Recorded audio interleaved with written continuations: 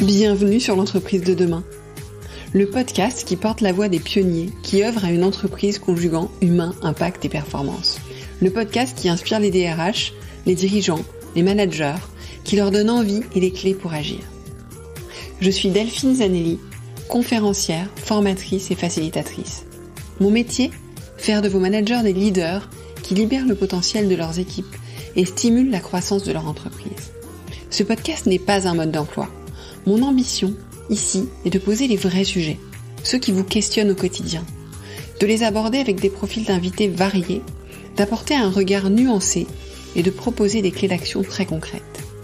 Libre à vous d'y piocher ce qui vous inspire et qui fait écho avec les problématiques que vous rencontrez dans le contexte de votre entreprise, pour faire de vos managers des leaders ou devenir le leader que vous voulez être.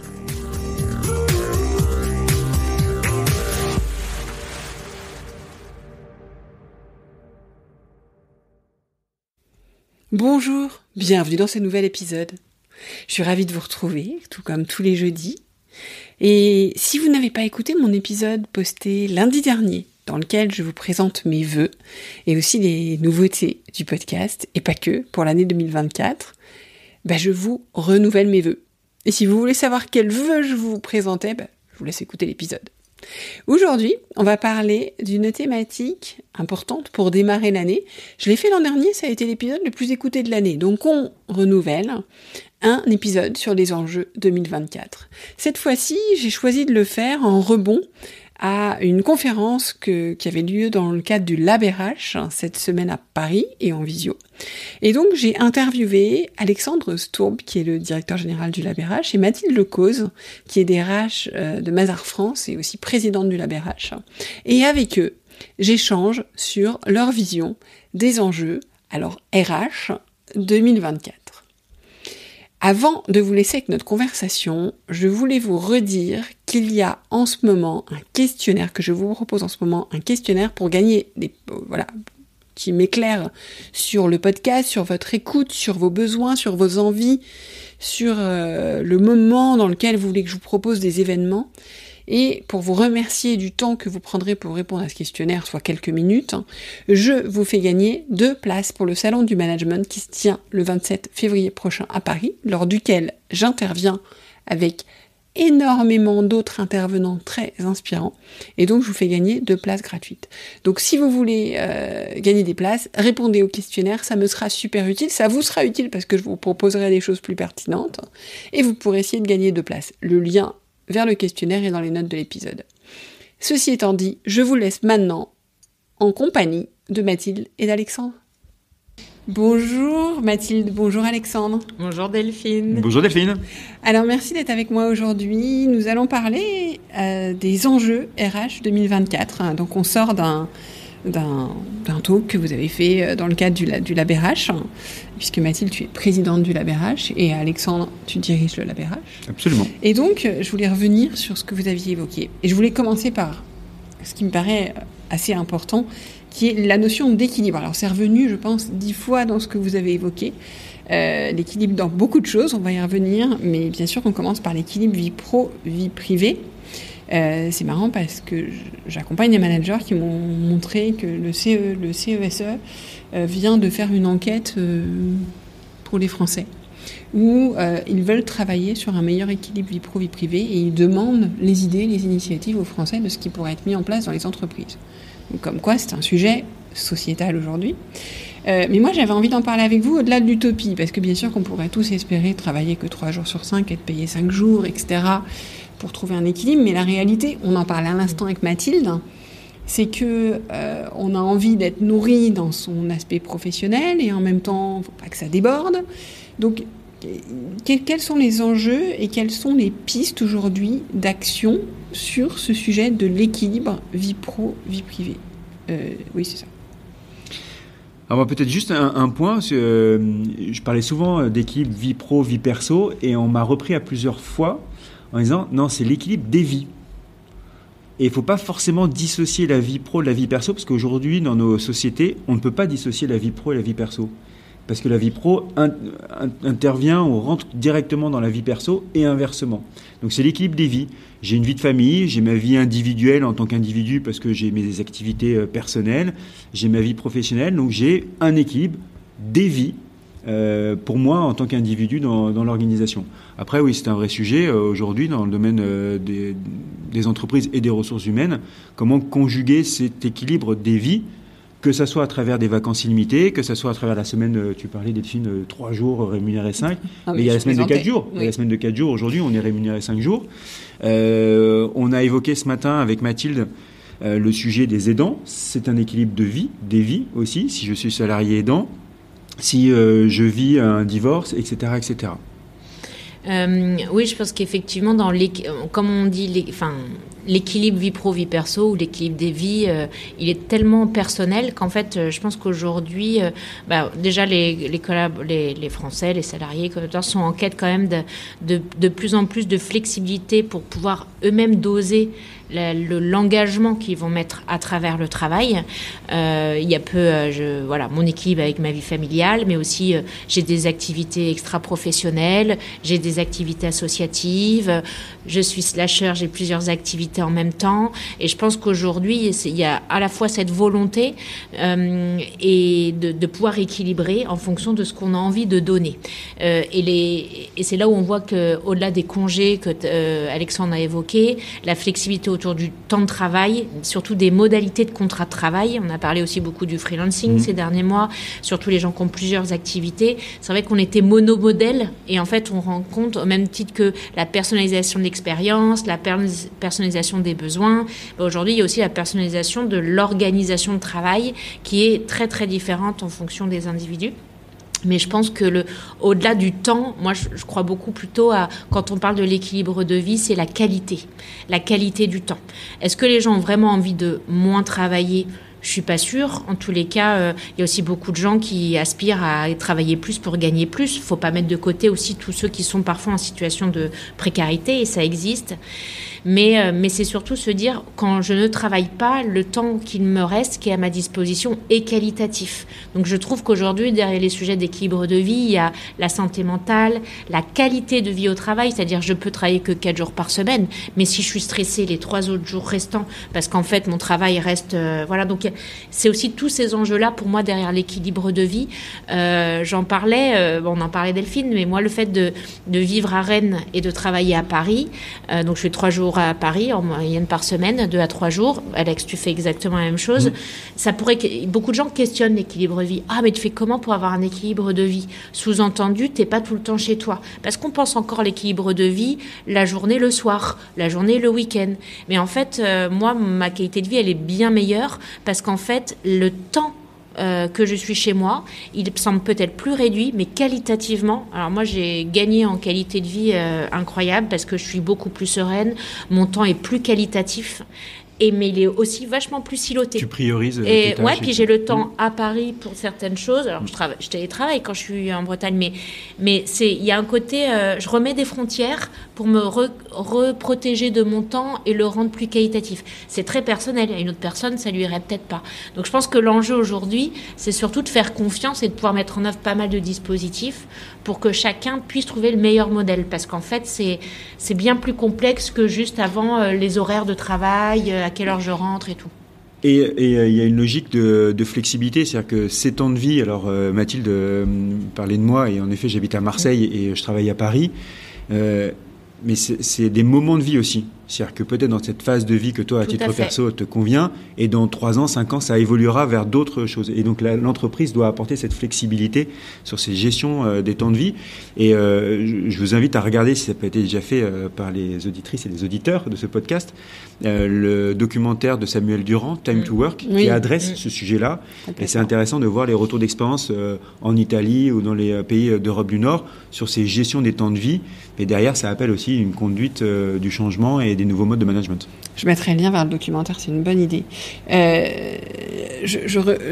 Pour reprendre, pour synthétiser un petit peu, il y a 2 choses sur lesquelles vous avez dit qui sont fondamentales, c'est que c'est l'équilibre des vies. Alors ça, je suis complètement d'accord, surtout que nous sommes une seule personne, et que c'est vrai que nous sommes quelqu'un qui travaille, un professionnel, nous sommes aussi un parent, nous sommes aussi un époux, nous sommes aussi une personne, une femme, un homme, Et donc, c'est important d'être attentif à tout ça. Tu as dit, Mathilde, il y a la semaine de 4 jours, mais c'est pas forcément idéal. Alors, j'ai rencontré et j'ai interviewé un RH il n'y a pas si longtemps que ça, qui est sur une entreprise sur laquelle, lui, s'il pouvait, il passerait une semaine de 7 jours tout le monde, puisqu'en fait, ils sont dans la sécurité, et eux, ce qu'ils veulent, c'est avoir des après-midi ou des matinées pour aller faire du sport dans des endroits, dans les montagnes, etc. Donc, la logique peut être complètement différente aussi selon l'implantation géographique, parce que c'est vrai qu'une demi-journée à Paris, ça n'a aucun sens, vu les temps de transport. Mais quand vous êtes ailleurs, c'est différent. Donc je pense que c'est intéressant d'essayer de ne pas plaquer de modèle, mais de rester très ouvert. Et puis je relève le dernier point que tu as cité, Alexandre, sur les phases de vie et sur le fait de pouvoir accompagner les phases de vie. Et un autre point que tu as dit, Mathilde, qui me paraît important et qui va être important pour la suite de notre échange, c'est que tu as parlé du rôle de chacun. C'est-à-dire que l'entreprise, elle n'est pas toute puissante, le manager n'est pas tout puissant, c'est aussi à nous. Et quand tu parles d'équilibre, de qualité de temps de vie, c'est vrai qu'on va parler de technologie, on va parler de ce que peut faire la technologie dans nos vies, mais aussi personnel et notre choix d'être sur notre téléphone tout le temps. Donc il y a aussi tout ça qui effectivement est important. Et juste une réflexion, c'est que là, le discours qu'on a s'adresse assez facilement à des cadres qui sont au forfait jour. Après, on peut se poser la question de comment réussir à obtenir un équilibre des vies pour un technicien, un opérateur sur une chaîne de montage. Oui, alors là, moi quand je parlais de personnes qui travaillent ça, qui sont sur des semaines de 6 jours, c'est des agents de sécurité. Ouais. Donc là, il n'y a pas de chaîne de montage. Mais pour discuter, alors ça devient plus compliqué dans l'industrie, mais dans l'industrie, c'est des choses que certains commencent à tester déjà sur des fonctions d'encadrement, mais d'encadrement de premier niveau, d'agent de maîtrise, pour essayer de voir après comment ils vont pouvoir le gérer autrement. Je pense que c'est quelque chose qui commence à rentrer aussi par rapport à l'usure. On va parler de seniorité, les gens vont travailler plus longtemps, donc il y a un moment donné, si on n'est pas attentif à l'usure professionnelle, à l'équilibre pour l'usure, on aura une problématique. Et comme c'est des domaines, l'industrie, où il y a peu de main-d'œuvre, ils réfléchissent à comment la rendre attractive et donc à partir de là, comment inventer de nouveaux équilibres, et deux, comment conserver nos collaborateurs aussi accessoirement. Je voudrais revenir sur une deuxième notion sur laquelle vous êtes revenu, alors plus ou moins directement, mais qui me paraissait importante, qui est la notion de ROI. C'est-à-dire qu'une entreprise, on a beau vouloir faire... C'est important qu'on travaille sur le bien-être des collaborateurs, mais on doit toujours travailler sur la performance. Parce qu'une entreprise qui n'a pas de performance est une entreprise qui n'existe plus. Et c'est vrai que c'est pas toujours évident. Alors, il y a les mesures classiques, mais comment est-ce qu'on peut, sur quel type de mesures, qu'est-ce qu'on peut imaginer demain, justement, pour que le DRH puisse aussi défendre, défendre le développement des soft skills, défendre de nouveaux équilibres, défendre de nouvelles façons de travailler, etc., au-delà des mesures classiques qui sont les mesures sociales classiques ou économiques classiques. Déjà, je pense que ça nécessite... moi, je viens de la finance à l'origine, mais je me rends compte à quel point ça m'a aidé de justement pas laisser les sujets financiers et économiques aux financiers de l'entreprise. Parce qu'en fait, c'est justement en étant agile et en étant capable de parler ce vocabulaire, ces sujets-là, qu'on peut justement appuyer sur des investissements particuliers, notamment en termes de politique sociale. Pour ne pas être vu non plus, les RH, ce sont les gens, ils s'occupent du bien-être ou du bonheur des gens ou du... Non, enfin, il y a un moment, bien sûr, si je suis à titre très perso, je pense que j'ai des convictions et valeurs, je trouve que c'est un métier qui a du sens et j'aime penser que voilà, on peut avoir un impact positif sur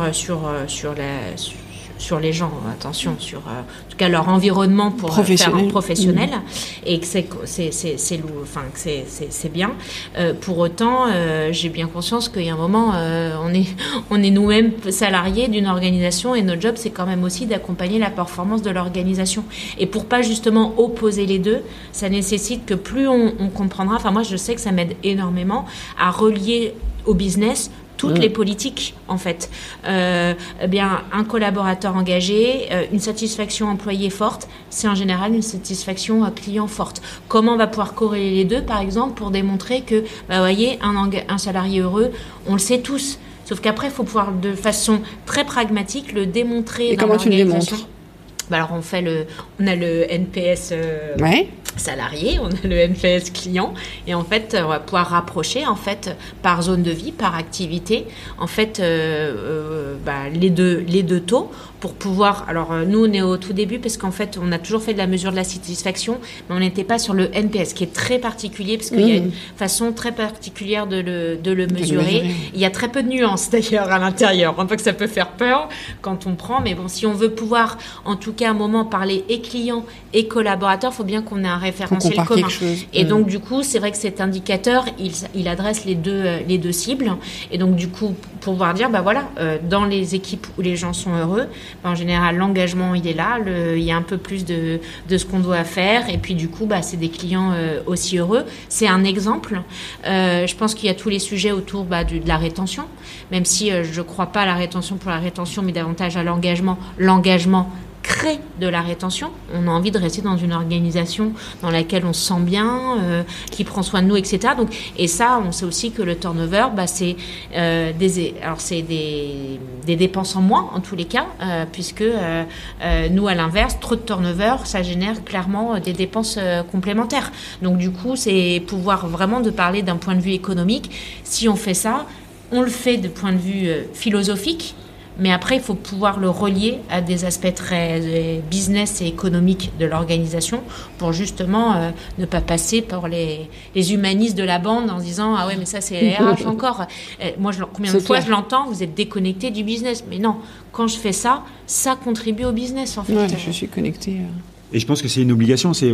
On peut se poser la question de pourquoi on demande en 2024 au RH d'avoir cette culture de ROI. Déjà, la fonction RH a toujours été un centre de coût dans une organisation. On n'a jamais valorisé la fonction RH. Et dans les années 2020, en tout cas en 2024, la fonction RH n'est plus un centre de coût, elle devient une organisation stratégique dans une entreprise. Et après, derrière, c'est comme les autres directions. Pourquoi on demande à une direction marketing de justifier ses dépenses marketing et voir ce que ça rapporte à l'entreprise? De la même façon, pourquoi je ne demanderais pas à une direction des ressources humaines de tous tes outils dans le recrutement, pourquoi on les achète et quel est mon retour sur investissement? Et en plus de ça, maintenant, on est quand même enrichi par de la data et on voit des études qui ont été réalisées. On sait que le coût de démission, c'est, alors je ne sais plus exactement, les 14, ou un onboarding raté, c'est 14 000 et quelques euros par salarié. Sur l'année, on peut mesurer facilement l'avantage d'investir dans l'onboarding. C'est un exemple, il y a plein d'autres exemples, mais d'investir dans l'onboarding. On peut trouver des notions concrètes, des valeurs concrètes qu'on peut attribuer à des éléments comme ça. J'ai bien aimé la notion du Net Promoter Score, NPS pour ceux qui ne connaîtraient pas par hasard. Parce qu'effectivement, on compare quelque chose de tangible, d'équivalent, et vous parliez de la data, Alexandre. Quelqu'un dans l'assistance a parlé de la data, notamment aussi de la data sur les compétences. Et c'est vrai que je pense que ça va nous amener sur notre question suivante, mais je pense qu'il est important aussi de réfléchir à qu'est-ce qui va nous permettre de mesurer l'impact de nos politiques aussi après-demain.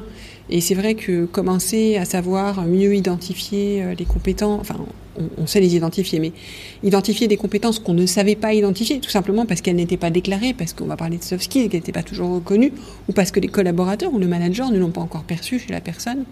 Et voilà, aussi développer un peu ce set de data pour dire, nous aussi on va apporter beaucoup de valeur parce que demain vous aurez besoin de telle et telle compétence, et en fait on se rend compte qu'on l'a à tel niveau dans l'organisation. Donc comment nous, RH, on va savoir aller identifier ça?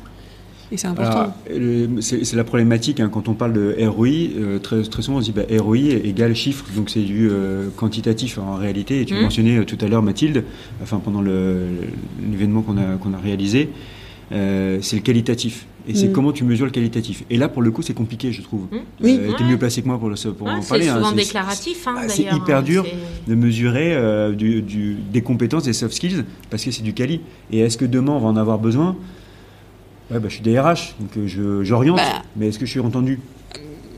Je dirais que, moi, je pense qu'il faut préparer ces trésors de guerre. En fait, il faut se préparer pour demain. En fait, on ne sait pas exactement ce que sera demain. Mais on sait très bien, justement, on va parler de l'arrivée de l'IA générative, que la partie soft skills, il y a toute cette partie qui se développe. Oui. Et que de ce fait-là, si on essaye d'être un peu proactif dans la façon de les mesurer, le jour où on aura une vision. Et le jour où il y a besoin d'une vision et que vous arrivez à encoder, vous dites non, mais moi je sais, en fait, ça fait 2 ans que je le traque. Et que vous posez la data, je peux vous dire que là. Ouais, mais du coup, il faut la vision en haut. Il faut que le chairman et le CEO de l'entreprise soient conscients du truc. Ce qui n'est pas forcément. Mais s'ils ne le sont pas aujourd'hui, c'est pas grave. Oui, vous pouvez commencer à travailler dessus. Moi, je pense... En fait, moi j'ai vu beaucoup de RH souvent, vous êtes souvent, beaucoup de RH sont souvent je discute avec beaucoup de DRH qui sont très en avance de phase sur leurs dirigeants. Et tant mieux. Ouais. Mais du coup, c'est comment est-ce que quand on est en avance de phase, on commence à travailler un peu ces assets, de pouvoir... Oui, tu as raison. Je pense que même si on n'a pas toujours quelqu'un de convaincu au-dessus, déjà, il peut autoriser, laisser faire, ce qui est déjà bien, et non pas s'opposer. Mais effectivement, prévenir, moi je vois qu'il y a pas mal de sujets, en notamment prenant la parole à l'extérieur, en fait, c'est une façon d'évangéliser en interne. Mais parce que parfois, l'interne n'est pas prêt à adresser, mais du coup, plus on va aller en parler après, à l'extérieur, ce qu'on peut faire avec le LabRH, etc. En fait, j'adore aujourd'hui les collabs, ils me disent « Ah, mais t'as pas pensé à ça ?» Bon, ça fait... quand aujourd'hui ils me disent entreprise, plateforme, les freelances et tout, je me dis ça fait bien 2 ans que je parle du sujet. Mazar n'était pas prêt, mais en fait on évangélise, c'est une petite musique quand même qu'ils entendent, et sur les soft skills, je pense que c'est la même chose. Après, l'enjeu, et d'ailleurs je salue l'initiative de l'AFNOR, on a Jérémy Lamry, notre fondateur du LabRH qui anime ça avec d'autres entreprises. C'est en fait pour les soft skills, c'est que si on veut les mesurer, est-ce que déjà il y a un référentiel commun? Et en fait, c'est le problème. C'est qu'en fait, déjà, c'est entre les soft skills, les traits de personnalité. Dès que ça touche à quelque chose d'humain, on dit c'est une soft skills. Mais en fait, on a beaucoup de mal. Même moi, je suis la première. Il y a parfois, je dis des soft skills, et en fait, c'est des traits de personnalité. Est-ce que c'est vraiment des soft skills? Mais est-ce que le trait d'une personnalité peut pas être une soft skills? En fait, il y a tout ce débat-là, déjà. Mais après, en plus... on n'a pas de langage commun. Donc, en fait, moi, j'ai parlé, l'intelligence émotionnelle. Mais on est 4 personnes, on va peut-être pas mettre du tout la même chose derrière l'intelligence émotionnelle. Donc, en plus, après, à mesurer. Donc, c'est vrai que ce qu'il nous faut déjà, c'est un référentiel commun, avec peut-être des certifications dédiées aussi. Comment on évalue l'autonomie? Comment on évalue l'intelligence émotionnelle? Est-ce qu'on a des tests certifiants reconnus d'un point de vue scientifique pour l'ensemble des soft skills? Et ensuite, du coup, ce sera plus facile de l'identifier et donc de mesurer. Mais moi, je trouve la première difficulté, et je suis parfois paumée, c'est comment on la mesure, comment on définit une soft skills. C'est hyper compliqué. C'est vrai que ça commence par là, je pense, le travail. Donc, en tout cas, l'AFNOR, il travaille. Et ça, je me dis, c'est chouette parce qu'on aura au moins un référentiel commun, et après, on pourra s'atteler à essayer de mesurer tout ça. Donc, ça fera un nouvel outil de mesure. Voilà. Alors, question suivante, c'est sur l'IA générative. On en a parlé, et donc, tu disais, la fonction, le rôle de la fonction RH, c'est de rassurer. Vous me rassurez comment ? Comment rassurer? Moi, j'ai envie de dire que tout ce que tu trouves pénible dans ton quotidien, qui te font perdre du temps, l'IA peut le faire pour toi, bien chose. Et tout ce temps qualitatif, on a parlé des équilibres de vie, on a parlé de la sérénité. Moi, je crois beaucoup à ce que ça nous améliore. On évolue, c'est l'évolution humaine, et les technologies sont là pour nous servir. Bon, après, le problème, c'est que comme on ne gère pas les équilibres, on subit sans le vouloir, en fait. Mais encore une fois, c'est quand même nous qui l'avons initié. Personne ne nous a imposé les nouvelles technologies. Donc, c'est du coup rassuré, parce que moi, je vois le nombre de tâches aujourd'hui. Même, je me suis amusée, même dans le détour des RH. Il y a des trucs, on perd du temps à écrire un résumé. Tiens, je dois préparer l'introduction d'une table ronde. 2-3 questions, c'est écrit, c'est préparé. Ça fait gagner énormément de temps. Mais pour autant, faut être, je pense qu'il ne faut pas y voir un sauveur ou quoi que ce soit. Il faut être très, très mesuré sur... Il y a aussi plein de conneries, à mon avis, qui doivent sortir des IA. Et donc, en fait... Mais c'est un peu le même sujet qu'avec les fake... On prenait l'exemple des fake news, des médias, etc. Oui. Il est urgent de réapprendre aux gens à aiguiser leur esprit critique, aux enfants à utiliser leur esprit critique. C'est-à-dire qu'en fait, le sujet ne sera plus l'information. Le sujet, c'est comment je me fais une opinion dans tout ce que j'entends aujourd'hui, comment je me forge ma propre opinion. Comment je nourris des convictions. Ouais, exactement. Par rapport au sujet des IA génératives, en fait, on a déjà eu le débat il y a 7 ou 10 ans avec les IA. Avec l'IA, quand l'IA est arrivée dans le monde du travail et dans la fonction RH, on s'est tous dit, oh là là, nos métiers vont être remplacés, ça bouleverse tout, etc. Et finalement, on remet le couvert avec l'IA générative juste parce qu'il y a une dimension conversationnelle qu'on n'avait pas avec l'IA traditionnelle. Et finalement, si on parlait des soft skills juste avant, et il y a le rapport de l'OCDE de 2015, une des compétences fondamentales de l'être humain, c'est son esprit critique. Et Mathilde, tu viens juste de le dire, si on garde cet esprit critique et qu'on ne se cache pas derrière une intelligence artificielle, qu'elle soit basique, c'est-à-dire sur l'automatisation, de l'algorithmisation de tâches, ou qu'elle soit générative, et qu'on garde cet esprit critique, il n'y a pas de débat réellement à avoir. Oui, bien évidemment, les métiers vont évoluer. Oui, très certainement, des métiers ne vont pas totalement disparaître. Il y aura moins de personnes. On le voit déjà, de toute façon, dans nos vies, quand vous allez dans un supermarché, il y a moins d'hôtesses de caisse parce que c'est remplacé par des caisses automatiques. Ces hôtesses de caisse, maintenant, deviennent des personnes qui vont accompagner le client dans son expérience dans le magasin. Mais on en a moins besoin. Moi, je reviens toujours, et Boris Sirbet, l'autre cofondateur du Lab RH, disait, mais quand l'électricité est apparue, les allumeurs de réverbères qui allumaient à la main tous les réverbères dans Paris, ils ont disparu du jour au lendemain, mais ils n'ont pas disparu. En fait, ils se sont réinventés un nouveau métier, ils ont évolué. Donc il faut juste se dire, c'est une évolution, il faut le prendre avec délicatesse parce qu'il y a de l'éthique derrière, il faut rester maître de cette évolution. Et là, je fais référence à un vieux bouquin de Frédéric Laloux, les évolutions dans l'humanité, on a toujours vécu de grandes révolutions, ouais, tout à fait. Le feu, les armes, etc. Là, on a parlé du digital dans les années 2000-2010. Là, en 2020, on parle de l'IA générative. Il faut juste s'en emparer. Effectivement. Et d'où l'importance aussi d'aider nos collaborateurs à travailler leur adaptabilité, l'apprentissage, leur capacité à apprendre aussi, l'esprit critique, mais qui ne sont pas forcément des choses qu'on a toujours privilégiées.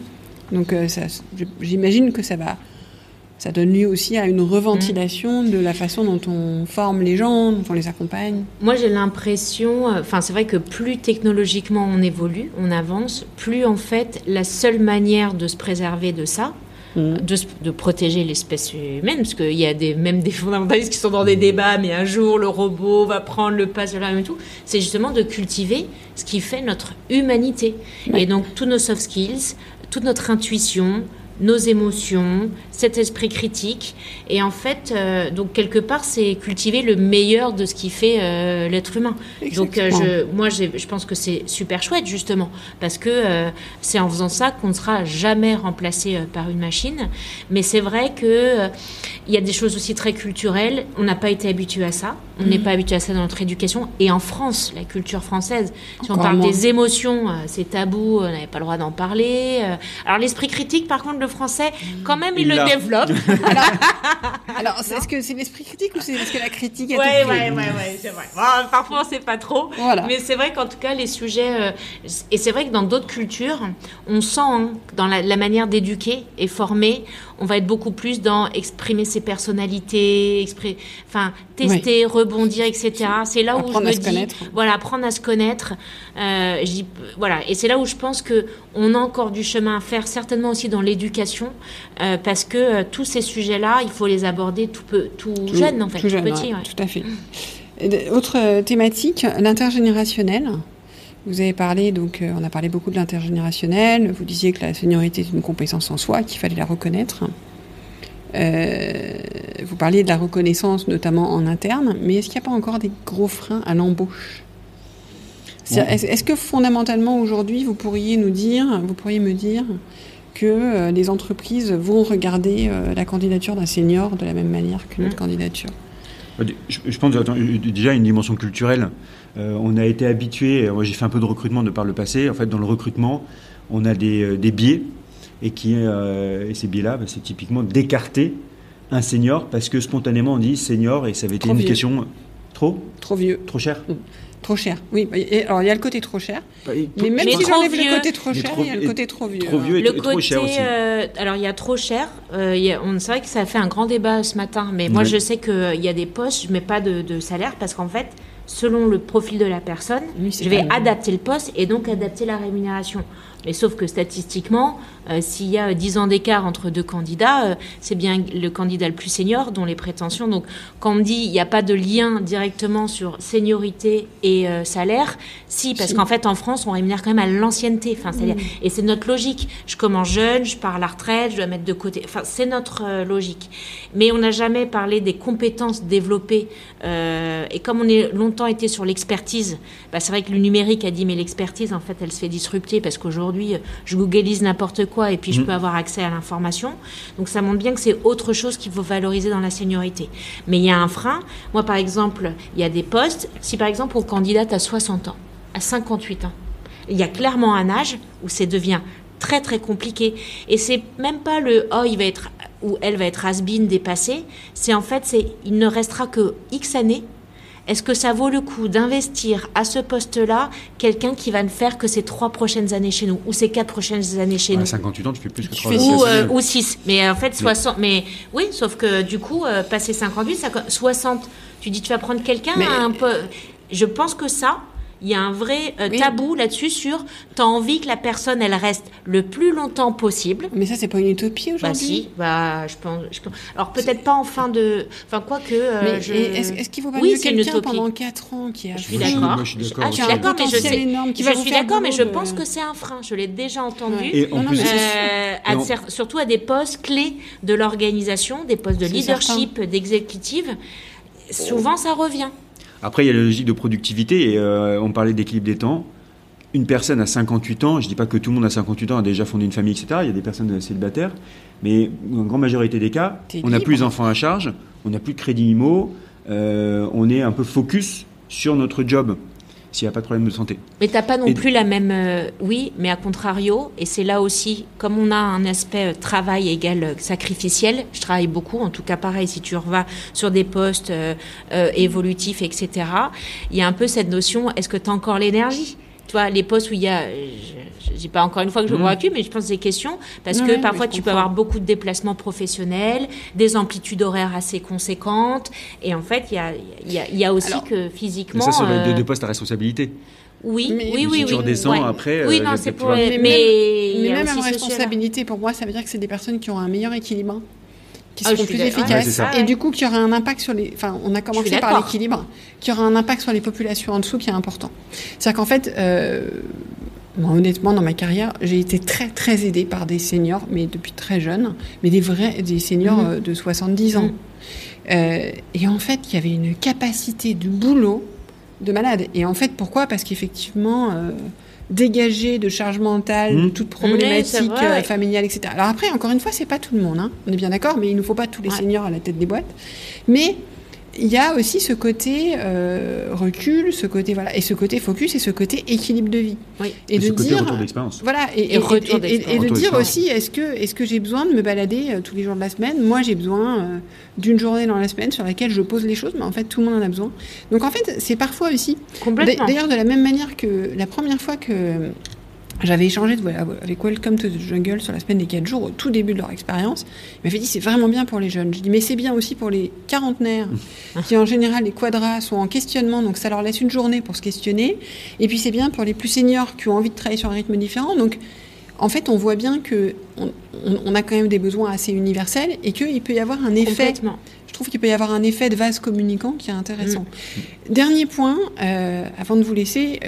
pour parler de on s'est dit que dans tout ça, quand même, le manager, il avait un rôle un peu clé, parce que la RH, c'est bien, mais pas tout puissant non plus. Et que du coup, en quoi vous voyez évoluer le rôle du manager pour accompagner tous ces éléments dont on parle ?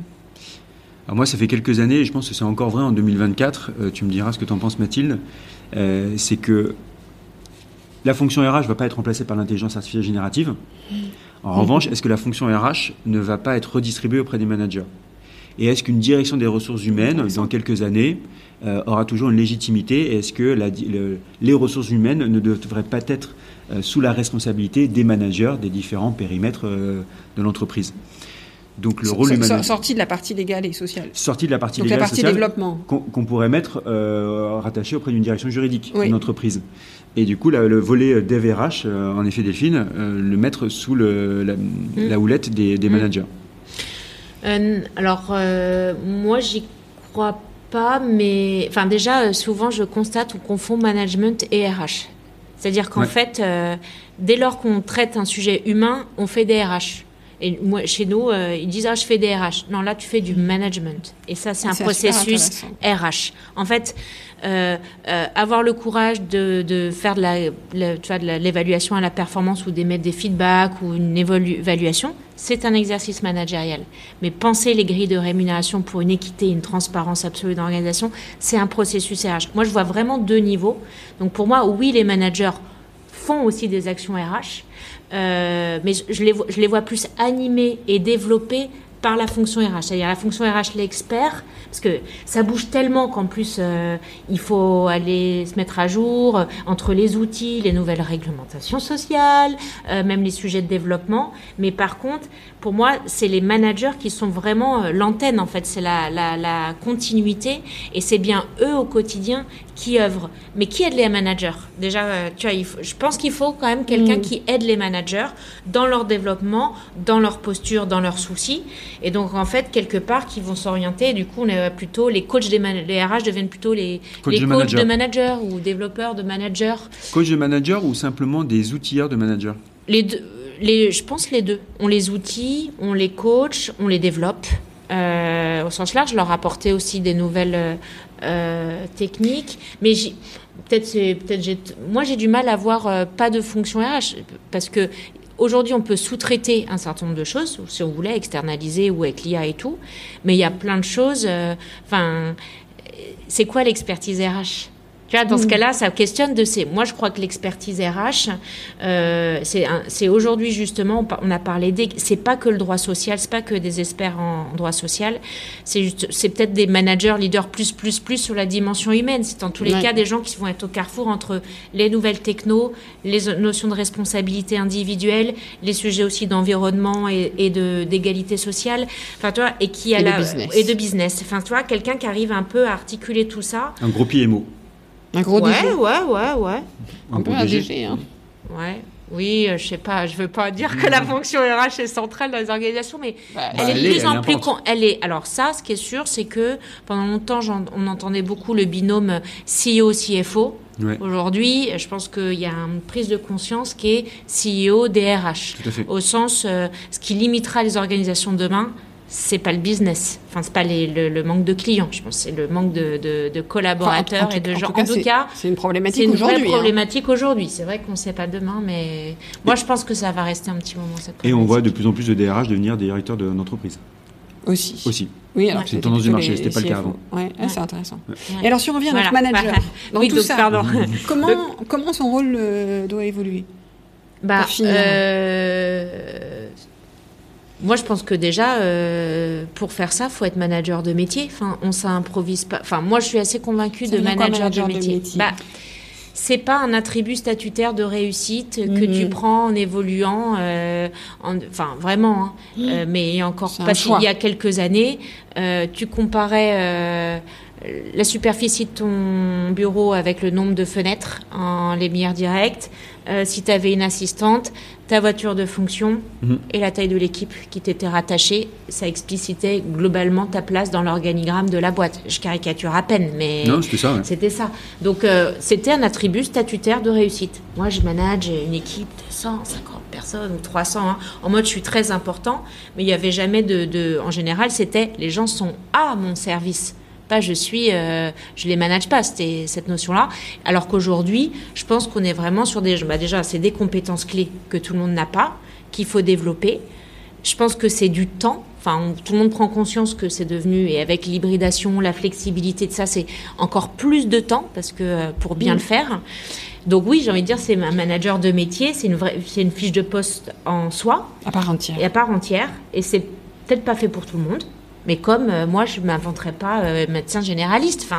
Sauf que c'est un levier de promotion assez facile pour les entreprises que de nommer quelqu'un manager et on dit maintenant t'es manager, t'es promu et m'embête pas plus. Oui, et donc du coup, c'est en inventant d'autres parcours d'évolution qu'on arrivera à résoudre ça. Parce que s'il y a d'autres voies d'évolution non managériales, et tu vois, l'environnement de la tech, je trouve qu'ils ont bien pensé ça au début, Silicon Valley, etc. Mais même aujourd'hui, globalement, les CTO sont rarement les managers des équipes tech. C'est les experts. Ouais, c'est pas Ce sont les leaders techniques, C'est les experts, ouais.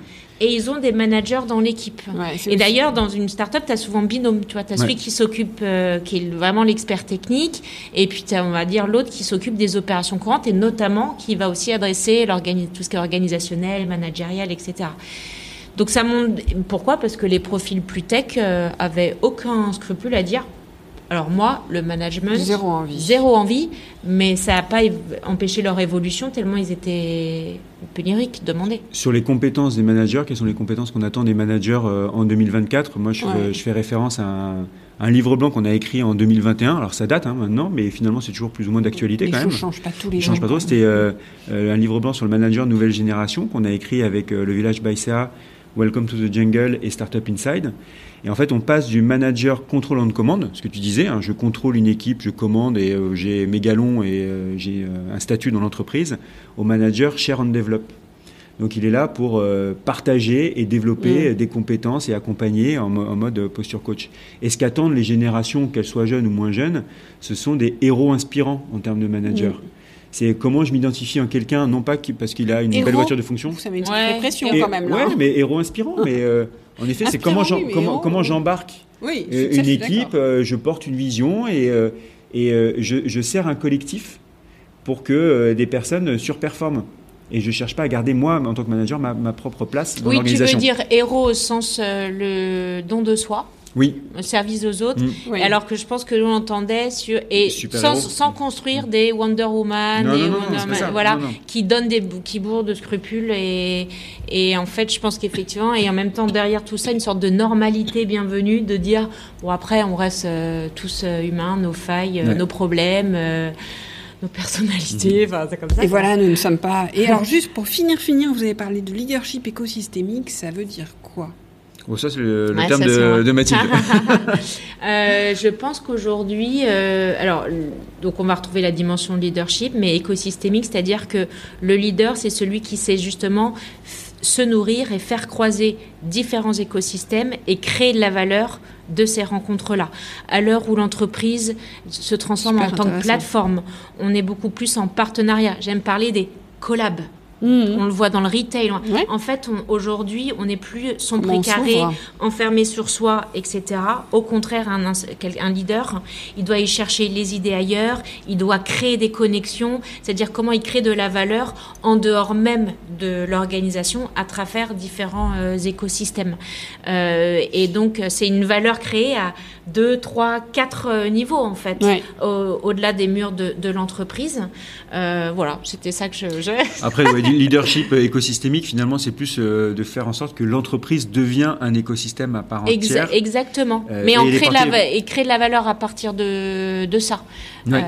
Mais c'est aussi le rôle du leader, enfin du manager, dans sa posture de leadership, de s'ouvrir et de s'éclairer ailleurs. Voilà. En fait, d'être ouvert. Il les crée. Et enfin, c'est en allant se nourrir qu'il rentre dans ces écosystèmes et qu'il en recrée des connexions pour en créer une autre valeur. Ouais, c'était passionnant. Merci beaucoup. Merci Delphine. Merci, à bientôt. À bientôt.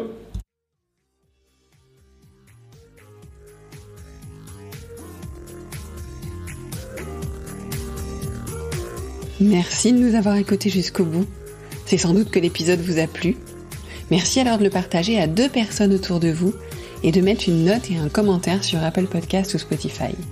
C'est ce qui nous fait ressortir dans les classements, permet au podcast de grandir, de profiter au plus grand monde, et puis ça m'encourage aussi.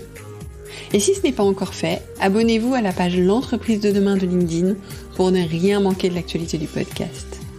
Et à la newsletter, devenez le leader que vous voulez être, pour ne rien manquer des contenus exclusifs que je vous propose. Et puis, si vous avez besoin d'accompagnement dans le développement de votre leadership ou de celui de vos managers, ou si vous cherchez la prochaine conférence qui inspirera vos managers, écrivez-moi, j'interviendrai avec plaisir. Je prends toujours grand soin de mes auditeurs et auditrices. J'adore travailler avec vous. Merci encore pour votre écoute et à la semaine prochaine.